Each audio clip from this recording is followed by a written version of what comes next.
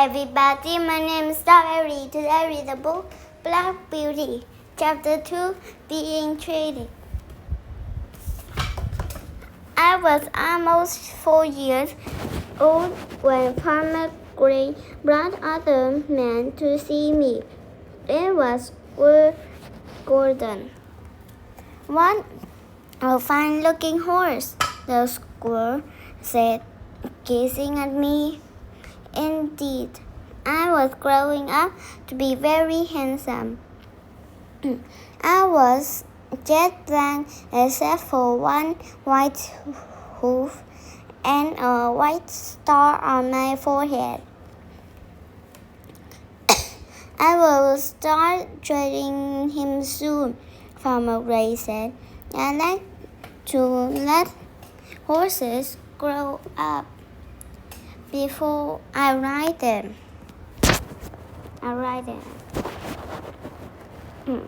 "Boys should not work like men," Gordon chuckled, and then looking into my eyes,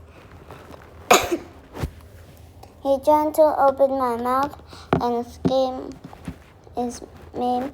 my teeth and ran his hand up and down on my leg. May I see how he moves?" he asked. "Of course," Farmer Gray replied. I walked, trotted, and cantered while the two men watched. When I finished, the squirrel looking pleased. "Please call me Treated," he said. "This horse is exactly what I'm looking for." The next day, I began my training. I already knew how to do lots of things. I could wear a halter and walk calmly beside a human. I could pick up my feet nicely so my hooves could be trimmed. But now I found there was much more to learn. First came the bridle, which looked a little like a halter. But there was one big difference. A bit that was a piece of a metal attached to the leather strap. Imagine my surprise when Farmer Gray put my pen into my mouth. I tried to spit it right back out. But Farmer Gray used kind words and some grin to convince me not to do so. Still, having a bit in my mouth was a very strange feeling. I did not like it at all. Next, Farmer Gray set a sandal gently on my back. There was a strap that he pasted under my body to hold the saddle in place. I did mind that too much, especially when it gave me more grin. After that, Farmer Gray saddled and bred me every day and led me around. He also gave me extra grain, along with lots of pets and kind words. Before long, I looked forward to my training sessions. Then, one day, Farmer Gray lifted himself into the saddle and sat on my back.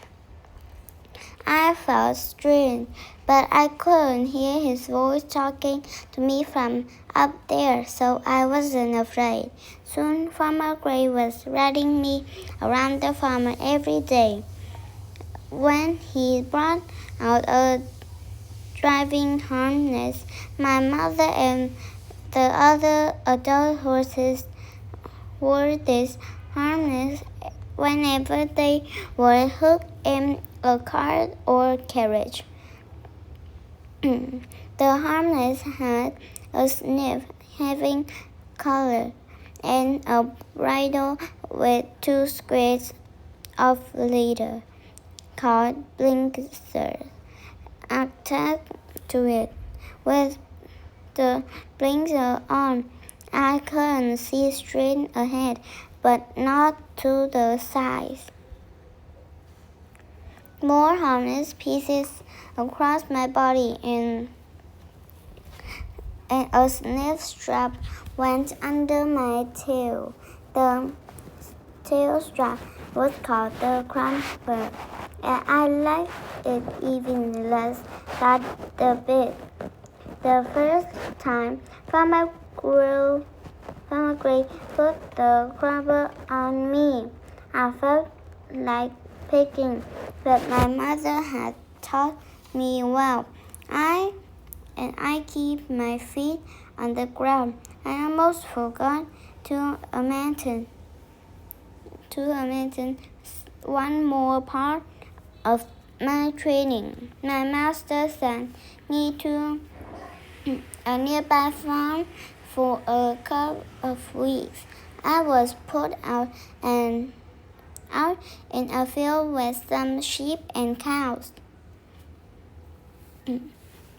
There was plenty of delicious grass, so I started to eat. Then I heard a roar in the distance. Seconds later, a huge, noisy black monster rushed into view. It terrified me so much that I climbed to the far end of the field. To my surprise, though, the sheep and cows didn't react at all. I soon found out that the monster was called a train, and I learned why none of the other animals seemed to notice the noise. Trains race past that field several times every day. At first, I ran away each time. Then I stopped running. I just lifted my head to watch. Finally, I got used to the trains, just as I grown used to the bit and sandal, the harness, and even the crumper. I returned home, and Farmer Gray started hooking me to a cart and driving me around the neighborhood. He usually hitched my mother beside me. He was a good clam horse who helped to teach me what to do. You are learning fast, my son, she told me. I'm glad because the better you the better humans will treat you. What do you mean? I asked her. Farmer Gray always treated all the horses well. Yes, she agreed, but other humans aren't always as kind as our master. I wasn't sure why I should worry about what other humans were like, but later I would find out more about that.